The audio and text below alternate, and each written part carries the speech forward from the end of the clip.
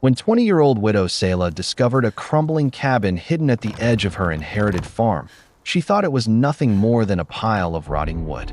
But just 1 month later, that ruin had transformed into a gleaming palace that drew eyes from across the entire state. What billion-dollar secret was buried beneath those old boards to make a fortune rise from nothing in the middle of the forest? Before this story begins, I need to ask you something, and I want you to think about it carefully. If you walked your land one morning and found a structure no map had ever recorded, a door that had not been opened in decades, a room that smelled of blueprints and old ambition, would you open it? Most people would hesitate. Selah did not have that luxury. She was 20 years old, alone, and 32 days away from losing everything her husband had left behind. What would you do if the thing standing between you and ruin turned out to be a secret buried by someone else's greed? Leave your answer in the comments below and tell us what city you are watching from. If this story moves you, hit that like button and subscribe so you never miss what comes next. Now, let the story begin. The morning Selah Blackwood walked the northern ridge of her property. The fog was so thick she could not see her own boots. She moved slowly, the way a person moves when they are not sure the ground beneath them is still theirs. The frost had not fully left the soil. October in northern Maine had a way of arriving before you were ready for it, before the firewood was split, before the pipes were wrapped, before the grief had time to settle into something you could carry rather than drown in. Nathan had been dead for 4 months. He was 22 when the logging accident took him. A chain under tension, a misread signal, a fraction of a second that rewrote the rest of her life. They had only been married 11 months. Long enough to learn each other's silences, not long enough to stop being surprised by them. He had inherited Blackwood Farm from his grandfather. 417 acres of old-growth forest, granite ridgelines, 2 seasonal creeks, and a farmhouse that needed more work than either of them had money to give it. When he died, the property passed entirely to Selah, along with the property taxes, the deferred maintenance, and a mortgage she had not known existed until the first envelope arrived from Harlan and Associates Financial Group 2 weeks after the funeral. The banker's name was Harlan Creed. He was 47, broad-shouldered, and wore his suits the way men wear armor, not for warmth, but for distance. He had come to her door on a Tuesday, hat in hand, voice low with a practiced sympathy that made Selah's jaw tighten the moment she opened the screen door. He explained that the outstanding balance on the farm's mortgage, combined with 4 years of accruing back taxes that Nathan's grandfather had never resolved, placed the property in a category the bank considered high risk. He used words like liquidity exposure and restructuring options. He never once mentioned that he had been circling this land for 3 years, quietly acquiring the parcels around it, building the legal scaffolding for a resort development project he intended to call Blackwood Crest, a name he had already trademarked without telling a single soul in town. His offer was $112,000 for 417 acres of mature forest and mineral-rich ridgeline property that independent assessors had privately valued at nearly $3 million. Selah did not say yes. She did not say no. She closed the door quietly and stood with her back against it for a long time, listening to the sound of his car pulling out of the gravel drive. She had 32 days before the bank's foreclosure deadline. She spent the first 2 weeks applying for every agricultural grant, rural development loan, and timber rights lease she could find online. She was turned down by every single one. She was too young. The property had too many liens. The income history was non-existent. On the morning she walked the northern ridge, she was not searching for anything specific. She was doing what people do when they have run out of options and still cannot bring themselves to surrender. She was moving forward, deeper, farther into the land than she had ever gone during the months Nathan was alive. The forest on the northern boundary was old in a way that made you feel small and not entirely unwelcome. The canopy was 60 feet above her head. The undergrowth was dense and tangled with wild blueberry cane and granite boulders carpeted in moss the color of dark jade. She had no map for this section. Nathan had told her once that his grandfather had always called it the back 40, even though it was actually closer to 80 acres, and that nobody had walked it regularly in at least a generation. She almost missed it entirely. The structure was invisible from 10 feet away. Decades of vine growth and collapsed birch branches had folded over it so completely that it looked like a hill, a natural rise in the terrain. It was only when she stepped through a gap in a stone wall, and felt the ground shift from soft forest floor to the rotted resistance of old planking that she stopped. She brushed a curtain of hanging moss to one side. The door was still there, low, arched, made from hand-hewn hemlock planks that had gone silver with age. A wrought iron latch, corroded nearly to powder but still technically functional. Above the door frame, barely visible under the grime, was a single letter carved into the lintel, the letter G. Inside, the roof had partially caved in on the eastern side. Light came down through the gap in pale, diffuse columns that made the dust move like something alive. The floor was earth in some places, rotted boards in others. There was a workbench along the western wall, shelves, the remnants of a wood stove, the smell of old paper and mineral oil and time. She found the case under the workbench, wedged into a recess in the stone foundation. It was waterproof leather, stitched with copper thread, sealed with a brass buckle that had somehow survived the decades with only a fine green patina. Inside, wrapped in oilcloth, were rolled architectural drawings of extraordinary precision, schematics unlike anything she recognized from her year of studying civil engineering before she dropped out to marry Nathan. Alongside the drawings were 4 sealed patent documents, notarized and dated, referencing materials and construction techniques she had no framework to evaluate but which looked, even to her untrained eye, like something that should have been famous by now. She was still crouching over the open case, reading, when she heard the sound of footsteps in the leaves behind her. She turned. A man stood at the open doorway, blocking most of the pale October light. He was somewhere in his mid-30s, lean and angular, dressed in work clothes that were too deliberate to be accidental. Canvas jacket, weathered leather boots, a canvas tool bag over his shoulder that clinked softly when he moved. His eyes moved immediately to the open case in her hands, and for just a moment, something raw and unmistakable crossed his face. Not surprise, recognition. He had been looking for this place for a very long time. His name was Gideon Marsh. He told her that standing in the doorway with his hands visible at his sides, not moving, not advancing, as if he understood that the woman crouching over the open case had every right to be cautious and none of the obligation to trust him. Selah straightened slowly. She did not put the case down. He asked if she had opened the patent documents. She said she had looked at the first one. He nodded as if this answered a question he had been carrying for a long time. What came next was not a conversation in the usual sense. It was an accounting. Gideon Marsh spoke with the careful precision of a man who had rehearsed this moment many times and found, now that it had arrived, that rehearsal had not prepared him for the weight of it. The cabin had belonged to his grandfather, Edmund Marsh, a structural engineer and material scientist who had spent 40 years working in obscurity in the back country of Maine, driven there by what Gideon called the systematic theft of his most important work. In the 1970s, Edmund had developed a series of composite building materials using recycled titanium alloy mesh bonded with a bioresin compound derived from sustainably harvested forest byproducts. The result was a material that was stronger per pound than conventional reinforced concrete, thermally efficient beyond any existing commercial standard, and almost entirely carbon negative in its production process.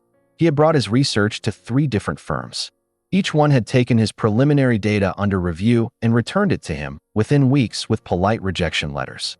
Within 18 months of each rejection, variations of his core compounds had appeared in the patent filings of major construction conglomerates, close enough to recognize, different enough to litigate around. Edmund Marsh had not had the money to fight them. He had retreated to this corner of Maine, to land he had once shared with the Blackwood family, old friends, old neighbors, a relationship so casual it had never been formalized with a deed or a lease. He had continued his research in private. He had refined his methods, improved his compounds, and filed new patents through a small legal office in Augusta under a corporate name that no one had yet connected to him.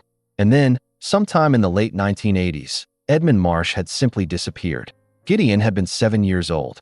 His mother, Edmund's daughter, had told him only that his grandfather had gone away to work and had not come back. It was only after Gideon became an adult, after he built his own career in structural engineering and real estate development, and found himself, in his mid-30s, at a place of financial and professional success that still felt hollow to him, that he had gone looking. The patents in that case were worth a great deal of money.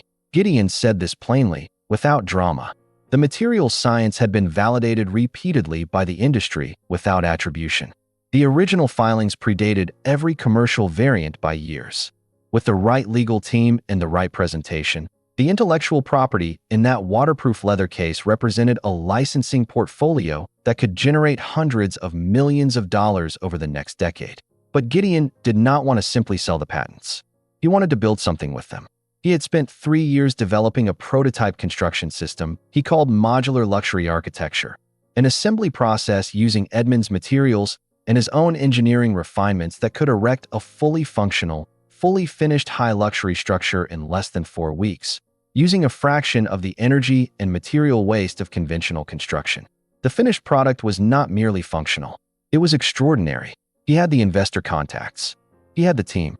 He had the materials supply chain mapped and ready. What he did not have was the right location and the legal standing to build without interference. The cabin, he explained, was registered as a protected historic research structure under a federal preservation catalog dating to 1887. That designation was obscure, largely unknown, and had never been enforced, but it was legally unimpeachable, and it extended to a 200-meter radius around the original structure. Any renovation or research-adjacent construction within that perimeter was classified as protected historical research activity and was immune from local zoning interference, county demolition orders, and standard municipal permitting requirements. In other words, whatever was built within that radius could not be touched by a local banker with a foreclosure notice and a rubber stamp from a corrupt county office.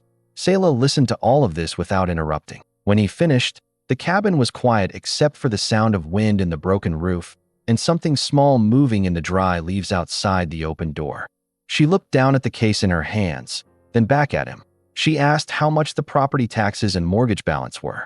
He told her he already knew the exact figure. She asked how he knew. He said he had done thorough research before coming here, and that thorough research was the only kind he knew how to do. The silence between them was long enough to become its own kind of test. She told him she had one condition: absolute secrecy until the structure was complete and the investor presentation had taken place.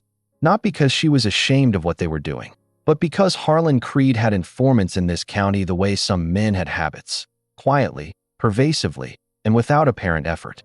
If Harlan learned what was happening on this land before it was too late for him to act legally, he would find a way to interfere. She was certain of it. Gideon looked at her for a moment, not assessing, not calculating, just looking, as if seeing something he had not fully anticipated. He agreed.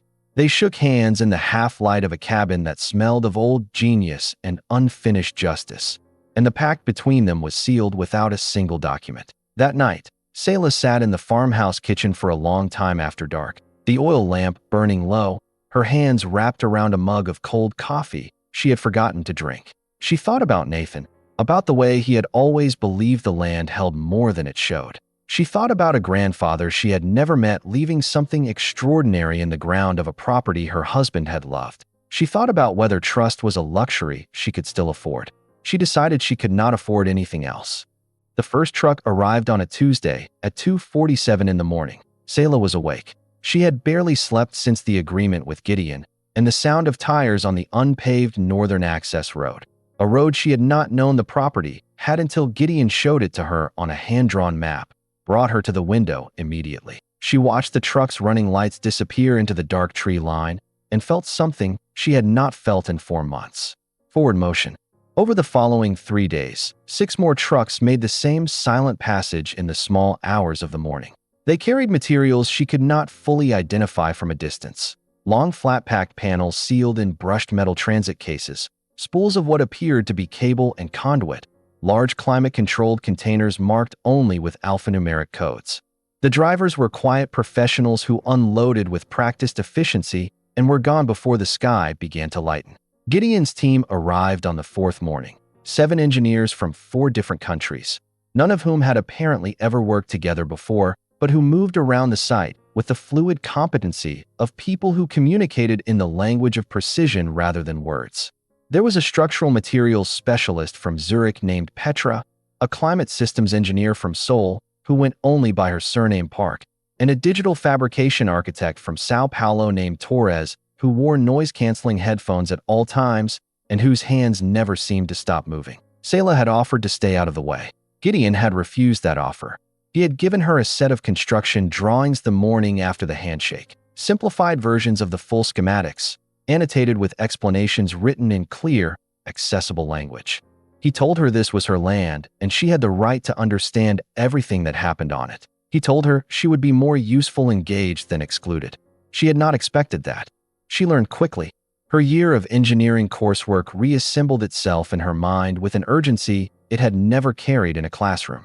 She understood the structural logic of the modular panels, how each unit was a self-contained thermal and structural system that bonded to its neighbors through a compression and seal process that required no adhesive and no mechanical fastener. She understood why the titanium composite framing carried load the way it did, why the smart glass panels auto-adjusted their thermal transmission coefficient in response to ambient light and temperature, why the geothermal tap Gideon's team sank into the granite bedrock on the third day would make the entire structure energy independent within 6 months of activation. She understood all of it, and it was extraordinary. The old cabin did not disappear. This was one of the things that surprised her most. Gideon had insisted from the beginning that the original structure be preserved and integrated, not as a relic, but as the literal heart of the new building. The historic cabin became the central interior space of the emerging structure, its rough hemlock walls now framed by soaring glass panels and climate-controlled air.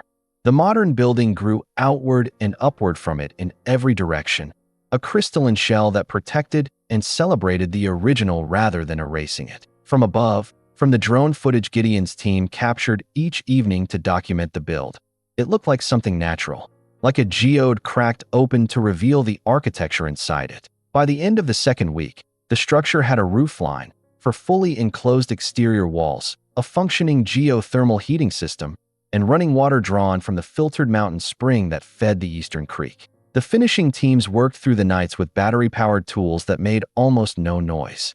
The interior walls were being faced with a composite marble grown from engineered limestone that was harder, lighter, and more thermally efficient than any naturally quarried equivalent. Harlan Creed noticed on day 11. He noticed because one of the county road maintenance contractors, a man named Dale who owed Harlan 2 favors and a great deal of money, had seen the tire tracks on the northern access road and mentioned it over coffee. Harlan had driven out himself that evening and sat in his car at the edge of the tree line for 40 minutes, watching the dark. He could see nothing. He could hear nothing. But the tire tracks were there, deep and parallel, pointing inward with no corresponding outward set. Whatever was going in was not coming back out. He sent 2 men the following morning. Not law enforcement, not inspectors, just men he had used before for tasks that required discretion and a willingness to step across fences. They reached the perimeter of the property's northern zone at 9:42 and were turned back within 40 seconds by an alarm that triggered a lights-up sequence on every approach angle simultaneously, accompanied by a recorded voice announcing the presence of a federal historic research site and the automatic activation of evidence capture protocols. They left quickly. Harlan stared at the fence line and felt something he had not felt in years. Not anger, something older and less comfortable. Fear. He called his attorneys that evening and asked them to find every legal mechanism available for interrupting an undeclared construction project in a state-designated watershed area. He did not tell them what was being built. He told them he needed something with teeth, and he needed it before the end of the month. Inside the forest, 20 yards from the original cabin's stone foundation, the palace continued to rise. 5 days before the 30-day deadline, the structure was nearly complete. Selah stood on the suspended exterior walkway on the building's western face at 6 in the morning, watching the fog move through the tree canopy below her, and tried to understand what she was looking at. The building was 112 feet long and 46 feet at its widest point, with a central atrium that rose 40 feet from its original cabin stone floor to a glass oculus at its apex. The exterior walls alternated between the titanium composite structural panels and floor-to-ceiling thermochromic glass that currently held the pale early morning fog in a soft silver reflection. The roofline integrated a full array of flexible photovoltaic membrane that was nearly invisible at any distance beyond 20 feet, its surface textured to mimic the color and roughness of aged slate. It looked like it had grown here, like the forest had decided, after sufficient patience, to build something of its own. She had stopped counting the hours she had slept. It felt like a number she could not afford to track. There was always one more thing to understand, one more decision to be consulted on, one more detail in the finishing work that she wanted to see with her own eyes. Gideon had told her 3 days ago, with the blunt kindness of a person who respects the person they are being direct with, that she was doing the work of someone who had been here 20 years. He said it like a fact, not a compliment, which was how she received it. She had called her mother once during the 3 weeks of construction. She had not said what was happening. She had said she was okay, that she was working on something, and that she would explain soon. The call had lasted 4 minutes and felt like a door she had barely managed to close before something got through it. On the morning of day 25, the news reached her from a source she had not anticipated. Mrs. Clements, who ran the post office in town and had known Selah since she was a child, called the farmhouse and said she thought Selah should know that 2 men from the state environmental compliance office had been in the post office asking about the Blackwood property. They had county maps and clipboards and the rigid posture of people acting on instructions rather than conviction. Selah was off the phone and on the path to Gideon's site office within 90 seconds. He already knew. His perimeter system had flagged an aerial survey drone over the northern section at dawn. Not one of his, a commercial unit with a county registration marker. He showed her the footage on his laptop. The drone had made 4 passes and then departed. The order arrived the following morning.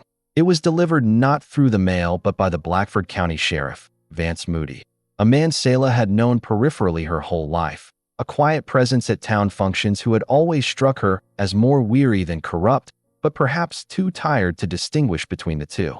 He stood on the farmhouse porch with his hat in his hands and handed her the document with an expression that was not quite apologetic, but was also not entirely comfortable.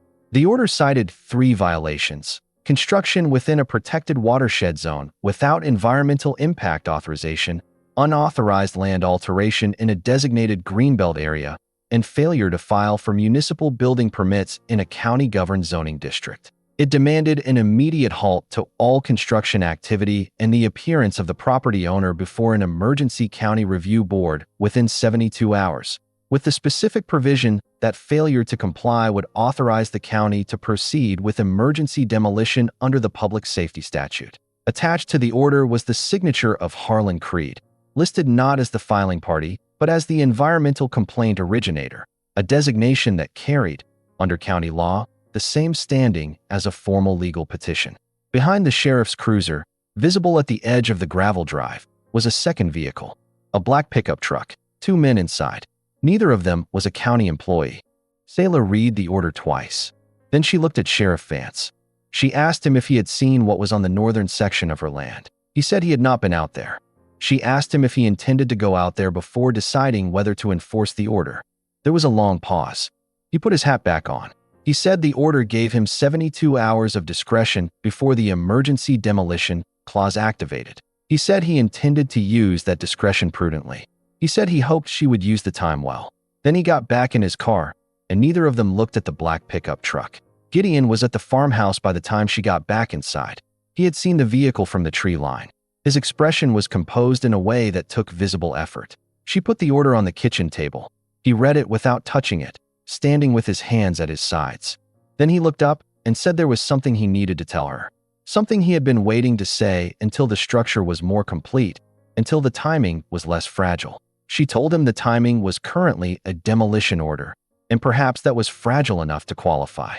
He sat down. His full name was Gideon Edmund Marsh III. The middle name was not an accident. It was a weight he had carried since he was 7 years old. The name of a grandfather who had vanished, a legacy buried in a waterproof leather case in a stone foundation on a piece of land that had taken him 11 years of searching to find. But the name was not the only thing. He told her all of it, sitting at her kitchen table with the demolition order between them and the mid-afternoon light coming through the window at a low angle that made everything in the room look amber and deliberate. In the years after his grandfather's disappearance, Gideon had processed the loss the only way available to a gifted, driven, and emotionally self-contained child. He had made himself excellent. He had studied structural engineering at MIT, then material sciences at ETH Zurich, then real estate capital theory through a fellowship at a private investment group in New York that had recognized early that the person with Gideon's specific combination of technical depth and financial instinct was rare enough to be worth cultivating without restriction. By the time he was 30, he had co-founded a real estate investment fund focused exclusively on sustainable urban development. By 32, the fund was managing over $400 million in assets and had been recognized by 3 separate international environmental bodies for its development methodology. By 34, when he had finally located the Blackwood land and confirmed that the registration records placed his grandfather's cabin within its boundaries, the fund had grown to nearly $2 billion under management. He had never spoken publicly about his grandfather. He had never attached his personal history to his professional identity. The search had been private, conducted through a parallel track of archival research and property record analysis that he kept entirely separate from his public work. He explained to Selah why. The corporate theft of Edmund Marsh's research had not been random opportunism. It had been systematic, and at least 2 of the firms involved had roots that connected, through merger and acquisition, to institutions that still existed and still held significant influence in real estate and construction finance. If Gideon had made the connection public before he had ironclad legal standing, before he had the original patents in hand, before he had constructed a proof-of-concept project that demonstrated the technology's current commercial viability, those institutions would have moved to bury the claim under litigation before he could establish it. He needed the demonstration. He needed this building. Selah asked him why he had not simply told her all of this from the beginning. He was quiet for a moment. He said he had learned, over many years, that the amount of trust a person could extend to a stranger was finite and precious. He had not wanted to use all of hers in a single conversation on the first day. He had wanted her to see the work before she heard the full scope of the story behind it. She thought about this. She asked him about the demolition order. He set down his coffee. The cabin, he explained, had been registered in the Federal Historic Preservation Catalog under the name Marsh Research Station, Category 7, meaning a private research facility associated with documented innovation of national industrial significance. That registration had been filed by Edmund Marsh himself in 1979, and it had never been challenged, rescinded, or modified because no one had ever found the cabin. The federal designation created a legal immunity corridor around the structure that superseded county zoning authority, state environmental permitting requirements, and municipal building code jurisdiction. Any construction activity defined as restoration of or research continuation at the original registered site was specifically protected from administrative interference under a 1972 federal statute. The demolition order Harlan had engineered through the State Environmental Office was, in legal terms, null on its face. It had no authority over this building. The county had no jurisdiction here. Gideon had spent the previous 72 hours on the phone with 2 attorneys in Washington who had been building this legal argument for 18 months in anticipation of exactly this moment. The documentation was complete. The defense was airtight. He slid a folder across the table. Selah opened it. Inside was a federal legal brief, a copy of the original 1979 preservation registration, and a bank wire confirmation for the total outstanding balance of the Blackwood farm mortgage and all accrued property taxes, paid in full from a holding account associated with Marsh Development Holdings, the parent entity of Gideon's investment fund. The numbers matched exactly. The debt was gone. She sat with the folder in her hands for a long moment and did not say anything. He did not fill the silence. Outside, the wind moved through the birch trees at the edge of the yard, and the last light of the afternoon turned the field a color that had no easy name. She asked him when the investor presentation was scheduled. He said 5 days from now. She looked at the demolition order, then at the bank confirmation, and then at the demolition order again. She said, "Then we have 5 days." He said, "We have 4. She closed the folder. The 30th day arrived with cold, clear air and a sky so sharp it looked like the world had been cut from blue glass. By 8 in the morning, the gravel road to the Blackwood property had seen more traffic than it had collected in the previous decade combined. 3 black cars from Boston, 2 from Portland, 1 from Burlington with diplomatic plates that no one asked about. A satellite uplink van had been positioned on the western approach 2 days earlier, operated by a technology press team that Gideon had briefed under non-disclosure. The uplink was not for news. It was for the private live stream of the event to investors and board members in Zurich, Tokyo, and Singapore who could not be physically present, but who had committed to the day with the weight of their undivided attention. Selah had slept 4 hours. She had dressed carefully, not in anything she would have chosen before this month, but in clothes that matched the person she had become during it. Dark trousers, a slate gray jacket, boots with enough wear to look earned. She had not tried to look older than she was. She was 20 years old, and she had built something extraordinary in 30 days on land she had nearly lost, and she was not going to obscure that. Gideon was at the structure's main entrance when she arrived at 8:30, speaking quietly with Torres, who was performing a final systems check on the building's integrated digital infrastructure. The central atrium was fully staged, the original cabin's interior walls visible through a glass partition that separated the historic core from the conference space. The marble floors catching the morning light through the glass oculus overhead, the smart wall panels cycling through their demonstration sequence in colors that moved like weather. 31 investors and representatives took their seats by 9.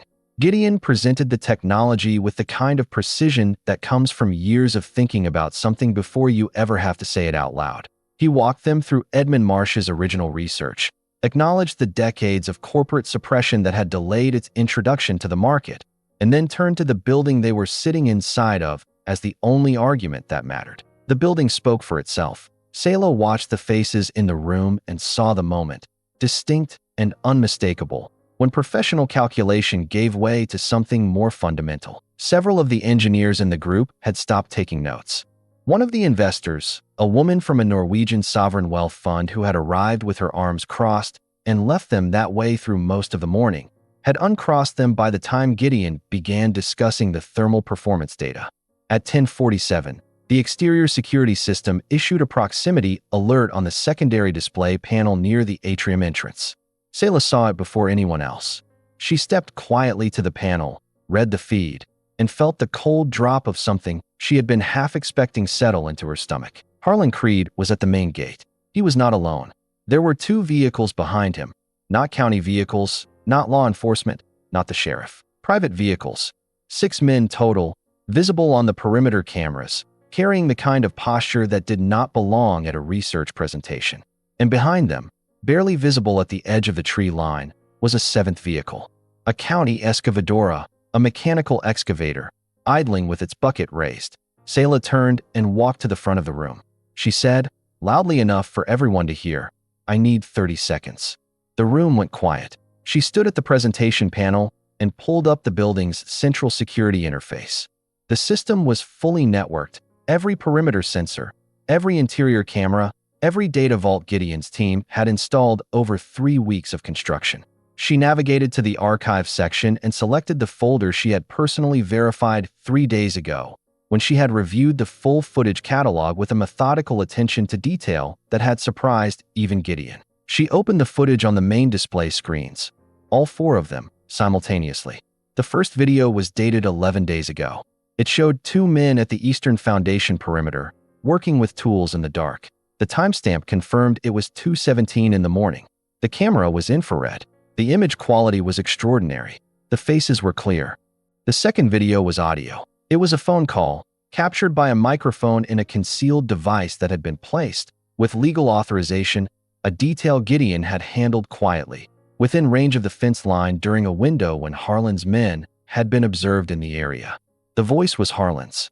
He was speaking to a man he called Donnie, and he was explaining exactly what he needed Donnie and his associates to do to the foundation piers of the building under construction on the Blackwood property, and exactly what he would pay for it. The third set of documents was financial records, digital files, sourced through a federal financial crimes reporting mechanism that Gideon had activated through his legal team 6 days ago, documenting the systematic diversion of funds from the Blackford County Rural Workers Pension Trust, a fund that Harlan Creed's bank administered and had used, over a period of 8 years, to finance a series of land acquisition and legal maneuvering operations directed at vulnerable rural property owners across the county, including the unpaid taxes that had placed Blackwood Farm in foreclosure in the first place.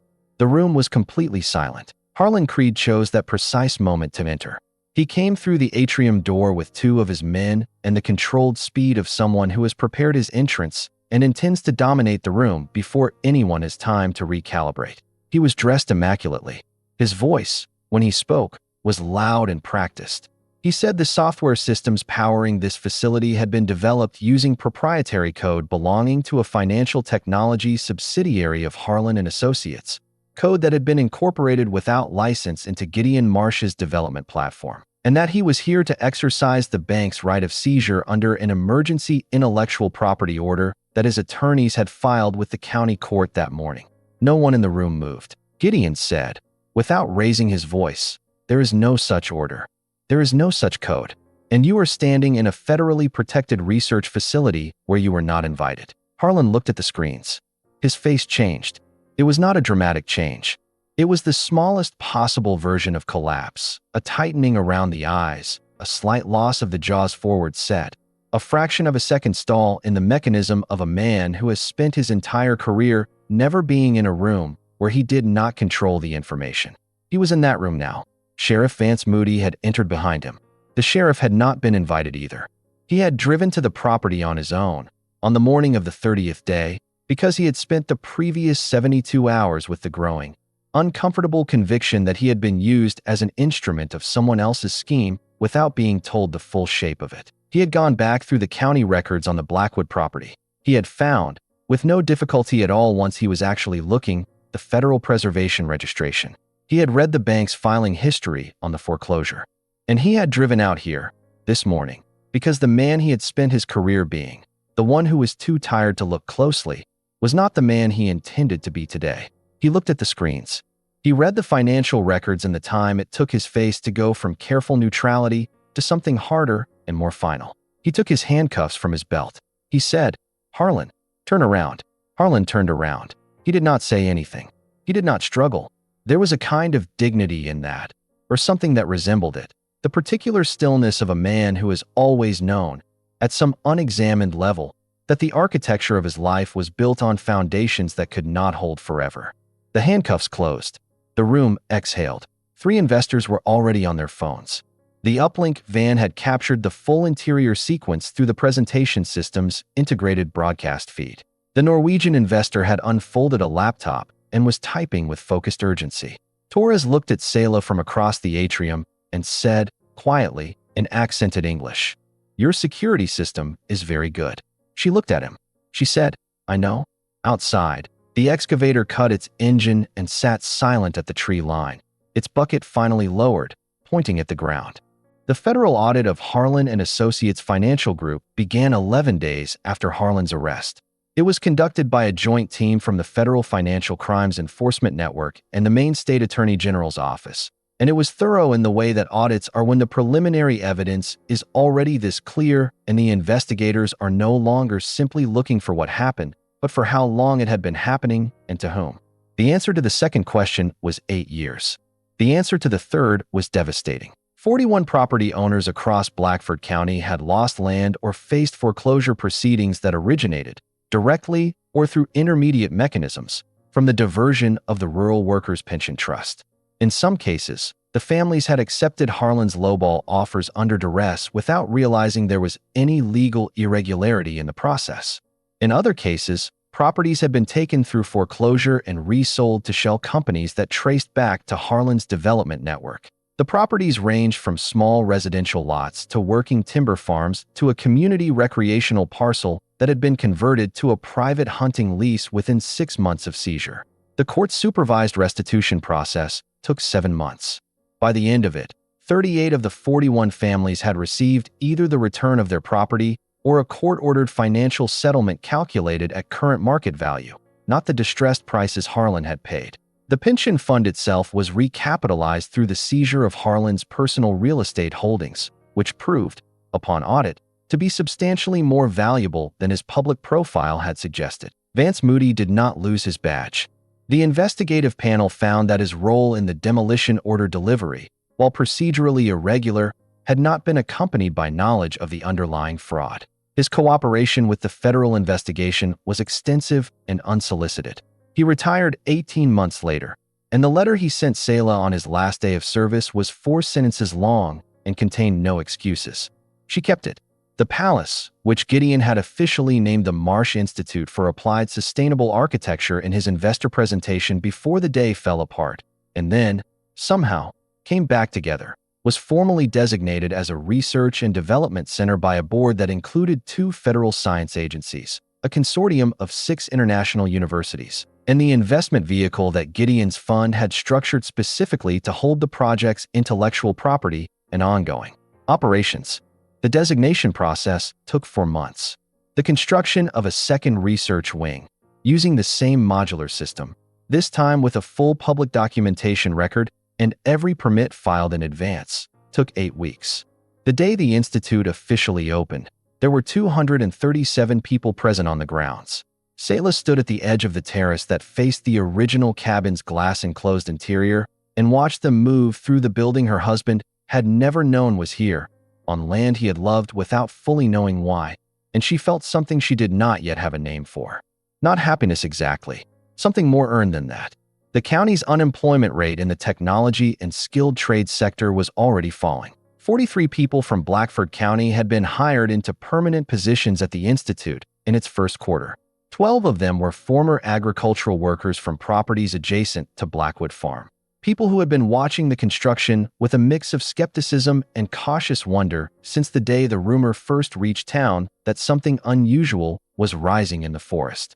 They had come to work every morning since. The foundation was Selah's idea. Gideon had mentioned it once, almost in passing, in a conversation about what the institute's community outreach component might look like, and she had taken the idea from his hands and built it into something he recognized, months later, as being entirely hers and entirely necessary. The Blackwood Foundation for Rural Resilience was incorporated in March, 6 months after Harlan's arrest and 2 months after the institute's formal opening. Its mission was specific: to provide financial, legal, and navigational support to young widows and rural orphans in the New England region who were facing the loss of inherited land due to debt, predatory lending practices, or administrative foreclosure. It was not a charity in the way most people understood charities. It was closer to what Selah described in the foundation's founding document as infrastructure, the kind of structural support that should have existed all along and had simply failed to be built because the people who needed it most were also the people with the least power to demand it. In the first year, the foundation fielded 94 inquiries from across Maine, Vermont, New Hampshire, and Western Massachusetts. It provided direct legal assistance in 41 cases. It successfully halted foreclosure proceedings in 28 of them.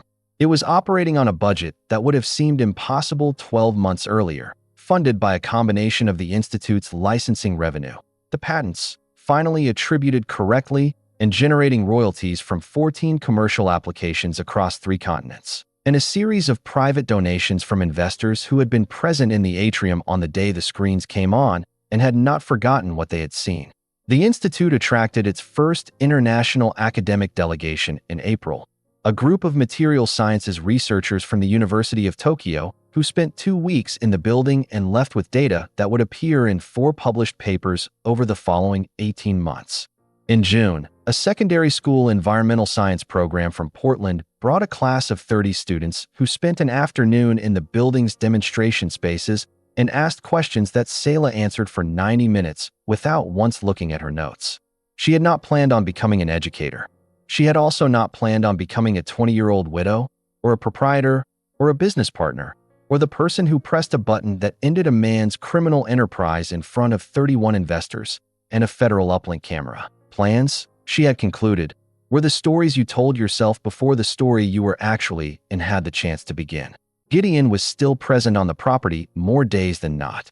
His New York office had not disappeared.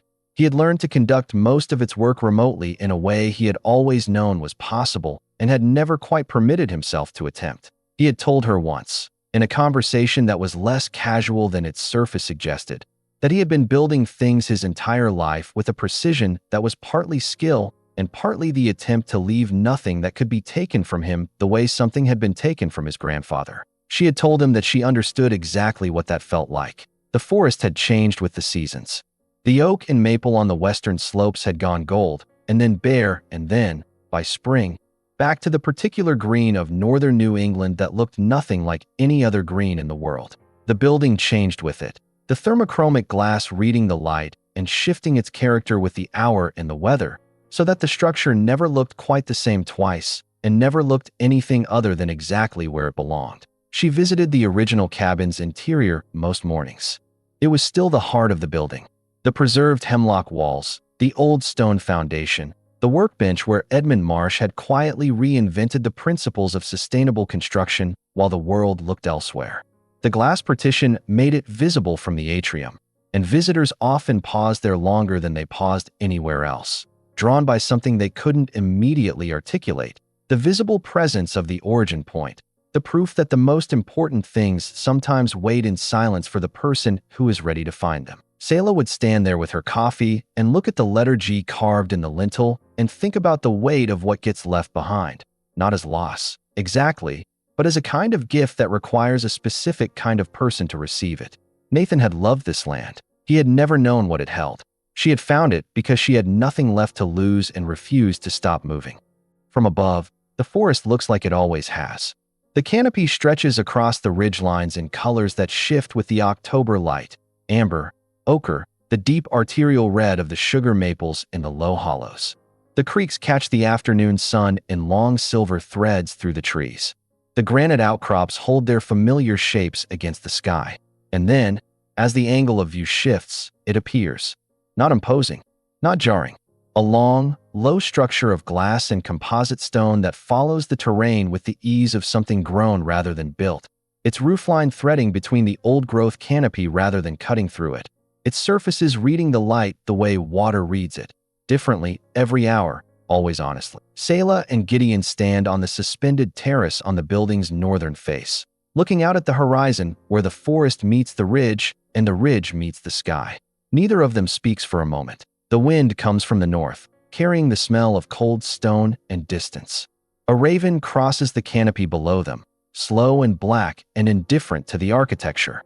What seemed like nothing more than a forgotten ruin became the foundation of the largest clean technology innovation center in the state, built by a woman who was 20 years old and 32 days from losing everything, because she kept walking forward even when the map ran out. If Selah's journey of resilience has inspired you to look more carefully at what might be hidden in your own hardships, leave your like, subscribe to this channel, and tell us in the comments.